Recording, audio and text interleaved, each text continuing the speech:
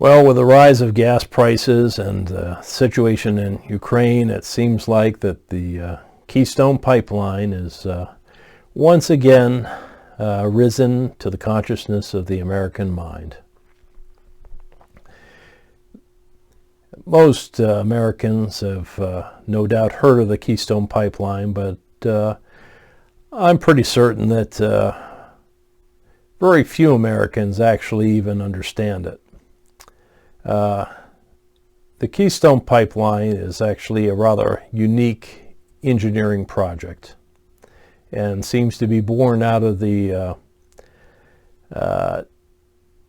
desire to avoid the rather expensive process of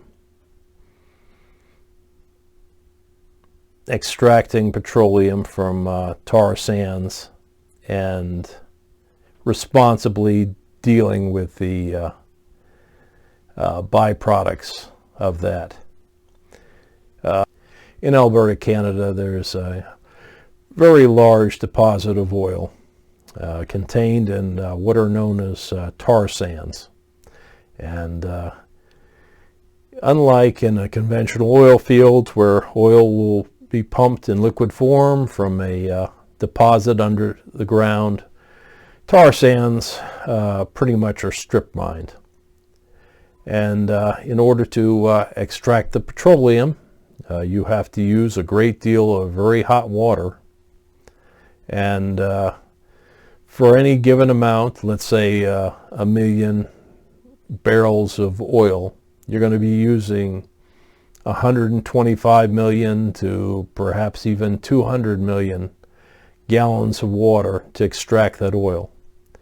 And what you're left with is a large quantity of contaminated sand, which you wouldn't want your children to play in, and a large quantity of contaminated water.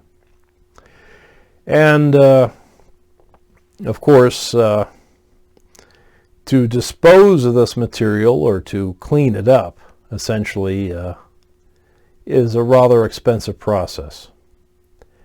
Now, ideally, of course, if you are mining these tar sands in Alberta, Canada, it seems to me that you should be extracting the petroleum from the tar sands in Alberta, Canada.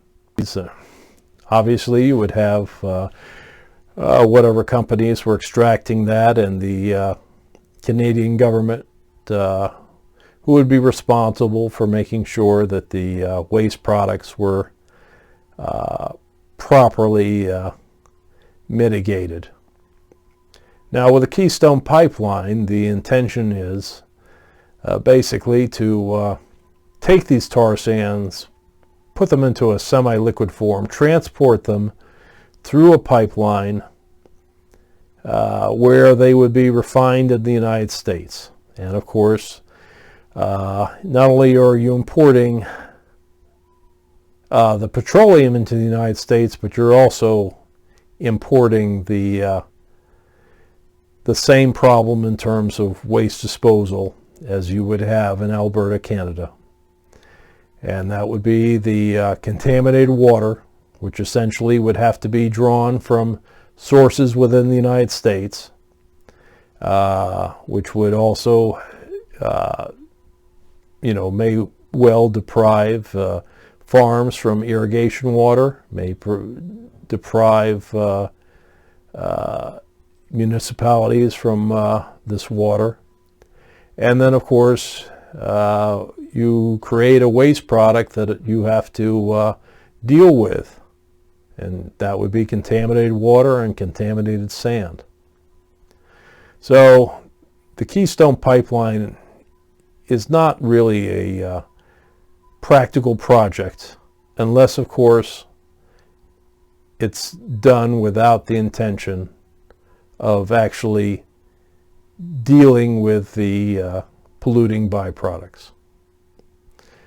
And it certainly is not going to be the solution to all our energy problems.